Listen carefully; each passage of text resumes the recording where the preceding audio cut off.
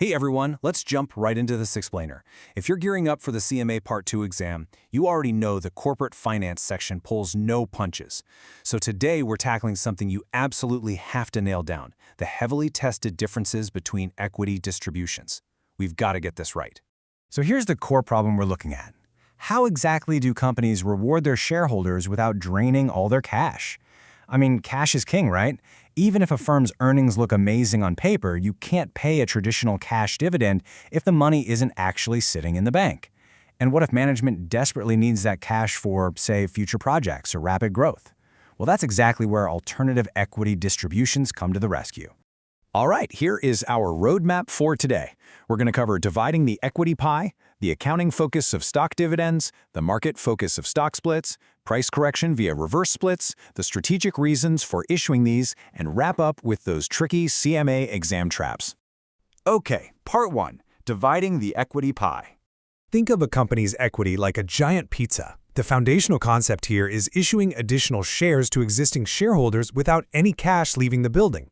Now, casual investors, they often think they're getting free pizza, right? Like brand new value just materialized out of thin air. But you know the economic reality is totally different. The pizza hasn't grown an inch. It's just been sliced into smaller, more numerous pieces. The total equity of the firm hasn't changed one bit. Moving on to part 2, stock dividends and their accounting focus. Let's nail down the definition of a stock dividend. Yes, it's an issuance of stock, but mechanically, it forces a formal transfer of a sum from the retained earnings account straight over to a paid-in capital account. Fast-growing companies absolutely love this tool. They desperately need to keep cash in-house to fund their expansion, but they still have to keep shareholders happy with some kind of return. A stock dividend is basically the perfect bridge for that gap. So, looking closely at the balance sheet, your retained earnings go down and your paid-in capital goes up. The total stockholders' equity? Mathematically identical. But, and this is huge, an official accounting transfer has actually happened. Funds are shifted out of retained earnings and directly into paid-in capital. As a CMA candidate, this is your main takeaway here. A stock dividend actively changes the makeup of the equity section, even though the total amount stays exactly the same. All right, part 3, stock splits and their market focus. Now contrast that with a stock split. A stock split requires absolutely zero accounting entries, literally none. It just chops up the existing shares into more shares, which proportionately drops the market price per share. So, the more shares you issue, the lower the resulting price. But behind the scenes in the accounting system, it's crickets. No journal entries are being made to shuffle money between retained earnings and paid-in capital. Nothing. To put this into perspective, let's look at a classic example. Imagine a corporation with 1 million shares outstanding, currently trading at $90 a pop. If management decides to pull the trigger on a 2-for-1 stock split, mathematically, that outstanding equity transforms into 2 million shares. And because of that, the market price cuts exactly in half, landing at $45 per share. But check the total market value. 1 million times 90 is the exact same as 2 million times 45. Same total value.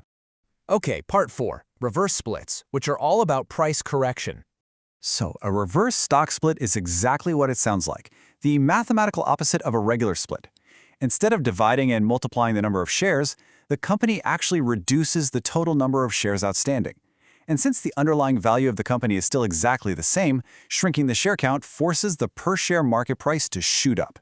Now, you're probably wondering, why on earth would a company go out of its way to do this? Well, typically, a reverse split comes into play when a stock is trading dangerously low. We're talking under $1, deep in penny stock territory. A firm might execute, say, a 1-for-10 reverse split. That means shareholders actually have to hand over 10 of their old shares just to get one new one back. It's basically a mechanical trick to artificially inflate the share price. Why? Usually to keep from getting delisted from major exchanges, or just to make the stock look a bit more respectable. It's also a pretty handy way to intentionally shrink the total number of shareholders. Moving to part 5. The strategic reasons for issuing these. If the total economic value doesn't change, why bother manipulating the share count at all? Well, the strategy here is huge. First off, a lower price per share naturally attracts smaller retail investors. It's purely psychological. $90 just feels too expensive for some, but $45? That feels like an absolute steal. Because you suddenly have all this new demand from a wider pool of investors, the price might actually bump up. Going back to our 2-for-1 split example, that new $45 stock might actually rally up to $46 or $47 just from the surge in demand. So in that scenario, shareholders genuinely do come out ahead.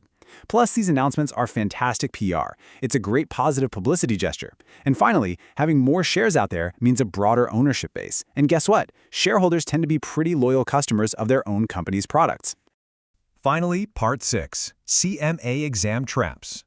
Let's lock this in so you don't drop any easy points. Stock dividends, shares go up, market price goes down, and yes, there is an accounting entry.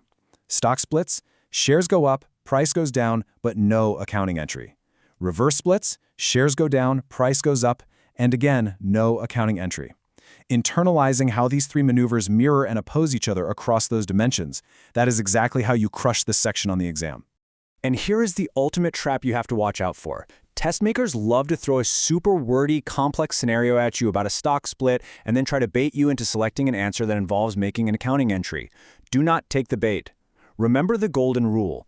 Only stock dividends actually touch retained earnings. Regular splits and reverse splits are purely structural changes to the share count and price. No accounting transfers whatsoever.